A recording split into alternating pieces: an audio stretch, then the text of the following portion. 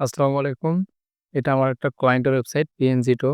এই ওয়েবসাইটে হচ্ছে ওনারশিপ ভেরিফাই করা নাই ওনার। এখন এটা আজকের ভিডিওটা হচ্ছে ওনারশিপ ভেরিফাইড অর্থাৎ Google সার্চ কনসোলে ওনারশিপ আমরা কিভাবে ভেরিফাই করব এটা নিয়ে আজকের ভিডিওটা। আজকের ভিডিওটা যেহেতু Google সার্চ কনসোল নিয়ে ওনারশিপ ভেরিফিকেশনে, তাই পুরো ভিডিওটা স্কিপ না করে দেখতেই থাকুন, তাহলে বুঝতে পারবেন। সচরাচর আমরা হচ্ছে ওনারশিপ ভেরিফিকেশনের জন্য HTTP ট্যাগ ইউজ করি। HTTP ট্যাগ ইউজ করে আমরা ওনারশিপ ভেরিফাইড করি। কিন্তু আমার এই ক্লায়েন্টের ওয়েবসাইটের মধ্যে ওনারশিপ ভেরিফিকেশনের যে ওনার সমস্যাটা বিশেষ করে, এটা হচ্ছে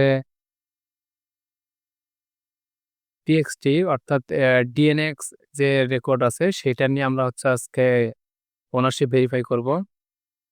আমরা ১ম এ এইটা করব কি, এটা ফার্স্ট টাইম আগে কপি করে নেব।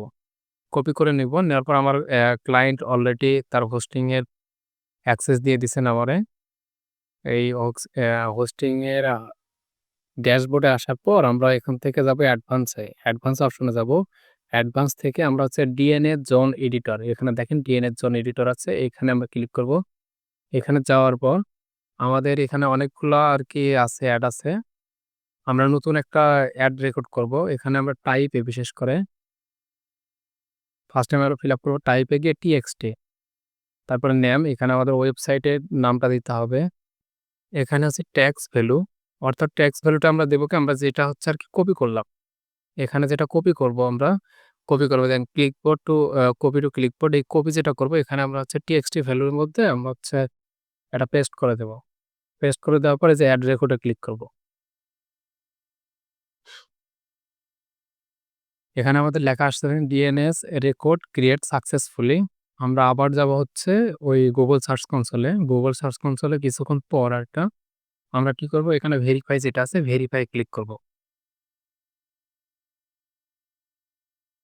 এখানে আমাদের ভেরিফাই সাকসেসফুল হয়ে গেছে।